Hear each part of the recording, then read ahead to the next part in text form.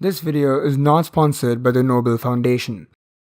When Alfred Nobel felt guilty about the fact that the very invention that made him extremely rich also ended up killing a lot of people, he decided to give away most of his fortune upon his death to award those who have contributed the most to the progress of humanity. And by contributions to the progress of humanity, he meant contributions to the fields of physics, chemistry, medicine, literature, and peace activism. The Nobel Prize is considered to be the most prestigious award in these fields, but how does it exactly work? To understand the Nobel Prize, we need to talk about the Nobel Foundation. Long and complicated story short, the Nobel Foundation is a private company that manages Nobel's fortune and the administration of the Nobel Prize. The foundation does not, however, take part in the actual selection process since Nobel had very specific institutions in mind. The Royal Swedish Academy of Sciences for Physics and Chemistry, the Karolinska Institute in Stockholm for Medicine, the Swedish Academy for Literature, and the Norwegian Nobel Committee for Peace. For every Nobel Prize, there is a Nobel Committee, a working body of 5 members plus a secretary selected from their parent institutions, except for the Peace Prize. You're gonna hear this often. The parent institution in the case of the Peace Prize is the Storting, the Norwegian Parliament. Unlike other parent institutions, the Storting only selects the members of the Norwegian Nobel Committee and does nothing more. This makes the Norwegian Nobel Committee both the working body and the deciding body for the Peace Prize. Got all that? Good. On to step 1, nominations. In September, the Nobel Committee sent out super secret invitation letters to a list of super special nominators in which they can nominate one person and or their work for the respective Nobel Prize. There are only 2 rules when it comes to who can and who cannot be nominated. You cannot nominate yourself and you cannot nominate someone dead. To be a part of this special list of nominators, you must be a member of the parent institution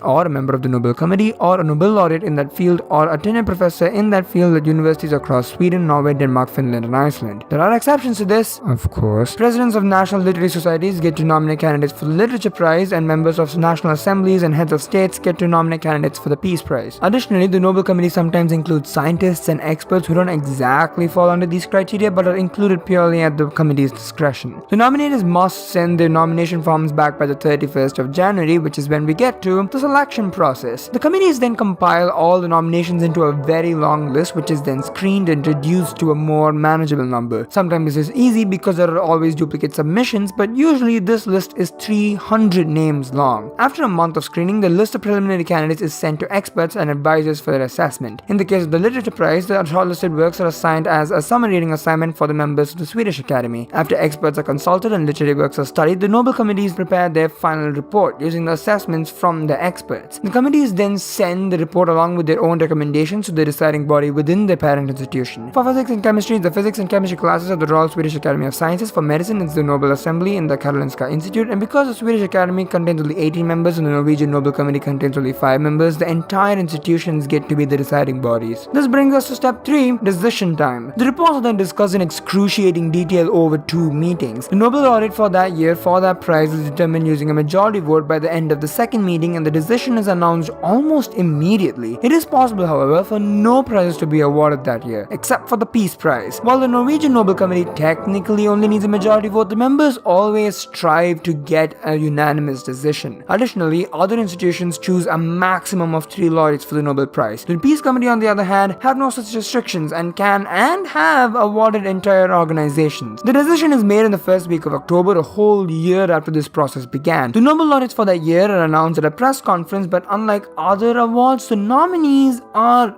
not announced. The list of nominees are only revealed 50 years after the nomination was made. In fact, the nominees are never informed that they are being considered for the prize. Remember how I said you can't nominate dead people? Now is when things get a little tricky. There have been instances when the nominees were alive when they were nominated but died before the announcement was made, therefore disqualifying them from the Nobel race. However, if the nominees die after the announcement was made but before the ceremony, they still do get the Nobel Prize, only, they're dead. Finally, on the 10th of December, the laureates are invited to Stockholm for the Nobel Prize ceremony, where the laureates get their gold medal, diploma, and prize money from the ruling monarch of Sweden. Except for the Peace Prize! This is the last time, I promise. Since the Peace Prize is organized and conducted completely by Norwegian organizations, the Nobel Peace Prize is not awarded in Stockholm but instead in Oslo by the ruling monarch of Norway at the exact same time as their Swedish counterparts. All laureates are then finally required to give a lecture within 6 months of the ceremony, a requirement mostly fulfilled in the week following the Nobel ceremony. In summary, institutions in Sweden and Norway compile a list of nominees from hand-picked experts across the globe, reduce the number of nominees to a small number, and write a report which will be discussed till the majority decides to choose the Nobel laureate for that year for that prize. And in case you missed it, there's an asterisk at each and every step of the way. Discuss. And that is how the Nobel Prize works. Thank you so much for watching this video. If you like this video, press the thumbs up button. If you would like to see more, please subscribe. And if you have friends who are interested in winning a Nobel Prize sometime in the future, please share this video to them. And on the odd chance that they do win, ask them to plug this video in their acceptance speech, so that I can get, that, I don't know. Once again, thanks for watching.